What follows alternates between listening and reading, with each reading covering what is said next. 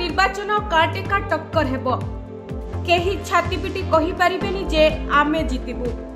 एठाकार voter दल को मानती आ प्रार्थी को भी गुरुत्व दियंती। मात्र कई खंड भोट रे खेल ओलटी जाए।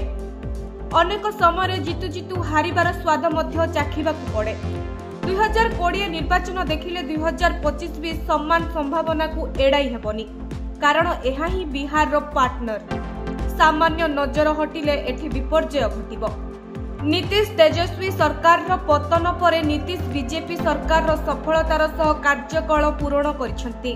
प्रतिष्ठा दृष्टि नीतीश आगरे रहिसंती, किंतु एथर रो गणित टिके अलगा। जेडीयू रो पश्चात गति एथर केउ मोड़ नेबो ताहा कहिबा मुश्किल। अधिक प्रतिशत भोट आदौ निश्चित करिबो नाही जे शासन गादी मिलिबो, कारण गत निर्वाचन में सर्वाधिक भोट और सर्वाधिक आसन पाई मध्य आरजेडी विरोधी दल रे पसिथिला। सेथिपाई 20 रो गणित निहाती जानिबा दरकार। 2020 निर्वाचन में बिहार रे काटेका टक्कर देखिबा को मिलिथिला।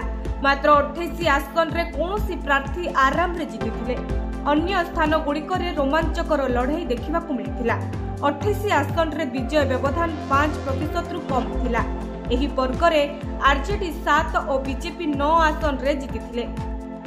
5 रु 6% व्यवधान रे बीजेपी 6 आसन जीतिथिबा बेले आरजेडी मात्र 2टी आसन जीतिथिला।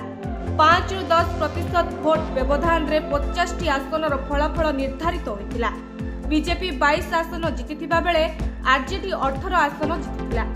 सबुठारु रोचक कथा हला 2% रु कम व्यवधान रे भी 20 रु आसन रो फलाफल निर्धारित होइथिला। तेणु एथिरु स्पष्ट जणा पडुछि भोट भंगा को जे निज सपक्ष को आनिबो तार विजय संभावना बढ़िबो। बिहार रे चिराचरित जाति धर्म आधारित भोट विभाजन भी हेबो, किंतु एहा भोट भंगा राजनीति आढुआळ रे ही हेबो। ब्यूरो रिपोर्ट, ओडिशा संवाद।